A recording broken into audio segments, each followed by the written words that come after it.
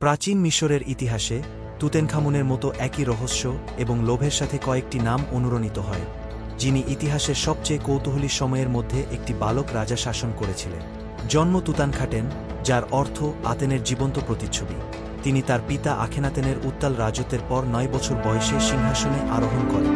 তুতানখামুনের জীবন কাহিনী একটি রহস্য, চক্রান্ত এবং একটি ফারাও এর স্থায়ী উত্তরাধিকার যার নাম সময়ের করিডোরে প্রতিধ্বনিত হয়।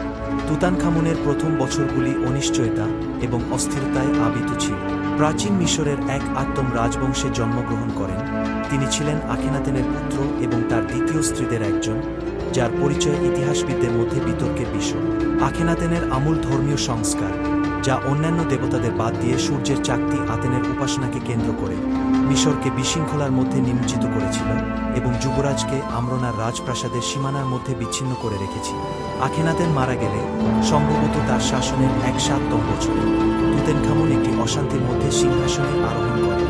মাত্র 9 বছর বয়সে তিনি প্রাচীন বিশ্বের অন্যতম শক্তিশালী সভ্যতার শাসক হয়েছিলেন। তার যৌবন সত্ত্বেও তুতানখামুন উপদেষ্টা এবং দরবারীদের দ্বারা পরিবেষ্টিত ছিলেন, যারা তাকে রাষ্ট্রীয়তা এবং শাসনের জটিলতার মধ্য দিয়ে পথ দেখাতেন।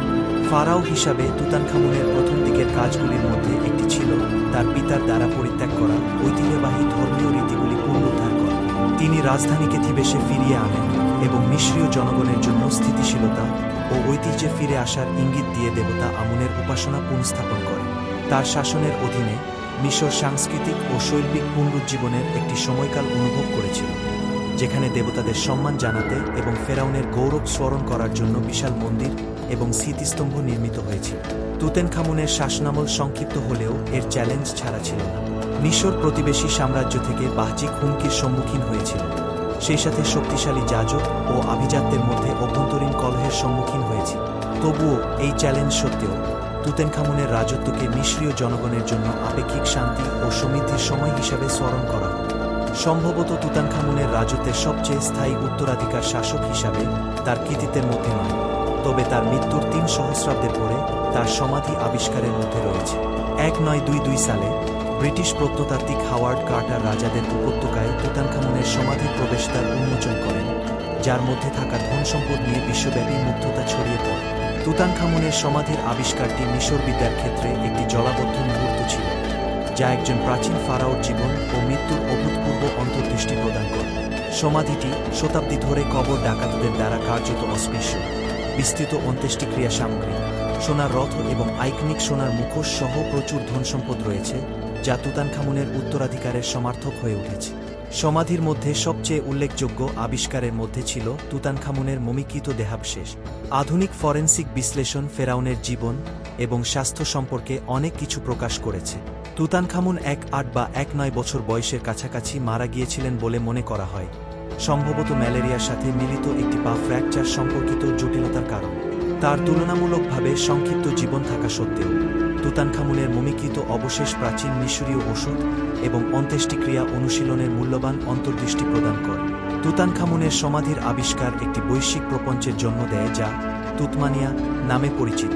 ফারাও এর ধনসম্পদ প্রদর্শনী বিশ্বজুড়ে লক্ষ লক্ষ দর্শককে আকর্ষণ করে।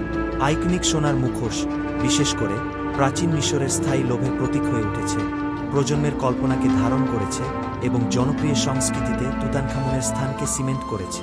তবুও তার সমাধি এবং ধনসম্পদের প্রতি সমস্ত মুগ্ধতার জন্য তুতানখামুনের প্রকৃত তাৎপর্য তার রাজত্বের জানালায় নিহিত রয়েছে, যা প্রাচীন মিশরের নতুন রাজ্যের অশান্ত যুগে সরবরাহ করে। 1-8তম রাজবংশের শেষ ফারাও হিসাবে তুতানখামুনের রাজত্ব একটি যুগের সমাপ্তি এবং মিশরীয় ভাষায় একটি নতুন অধ্যায়ের সূচনা করে। আজ তুতানখামুনের উত্তরাধিকার প্রাচীন মিশরের স্থায়ী শক্তি এবং রহস্যের প্রমাণ হিসাবে স্থায়ী। তার জীবন কাহিনী, একজন যুবরাজ হিসাবে তার নম্র সূচনা থেকে তার অকাল মৃত্যু এবং তার মহৎ সমাধি আবিষ্কার, সারা বিশ্বের মানুষের কল্পনাকে মুগ্ধ করে চলেছে। মৃত্যুতে জীবনের মতো তুতানখামুন মুগ্ধতা এবং বিস্ময়ের একটি মূর্তি রয়ে গেছে, মানব ইতিহাসের অন্যতম শ্রেষ্ঠ সভ্যতা হিসাবে মিশরের স্থায়ী উত্তরাধিকারের প্রতীক।